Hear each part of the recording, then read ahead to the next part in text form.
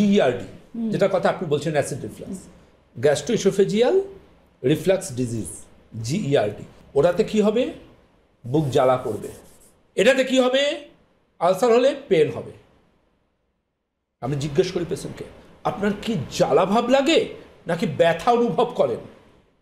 আচ্ছা আমি আমার ক্লিনিকে আমার পেশেন্টকে জিজ্ঞাসা করি, আচ্ছা আপনার কি খেলে ব্যথা বাড়ে নাকি ব্যথা হলে কিছু একটু খেলে আপনার ব্যথা কমে?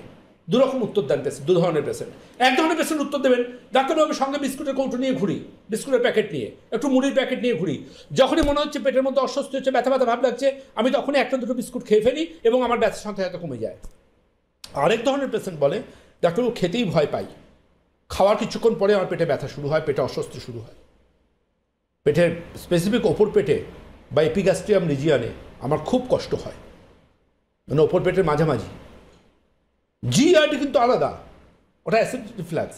ওক্ষেত্রে কিন্তু হবে বুক জ্বালা, মুখ টক হয়ে যাওয়া, মুখে টক জল চলে আসা, কিন্তু এটা কিন্তু অন্য।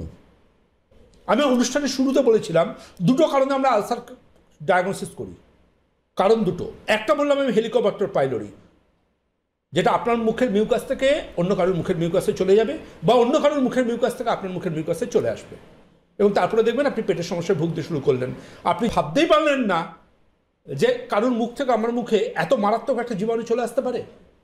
আমি বলবো ডক্টর সেন দায়িত্ব নিয়ে, হ্যাঁ পারে। ইন্টারনেট করে দেখুন না যে মিউকাসের মাধ্যমে এইচ পাইলোরি ইনফেকশন হয় কিনা, সার্চ করুন সার্চ ইঞ্জিনে, আপনার হাতেই তো ফোন আছে। অনেকে আশা করি সচেতন হবেন এবার, যাতে অন্য কারোর মিউকাস আপনার মুখে না চলে আসে। এটা কিন্তু সচেতন হতে হবে এবার।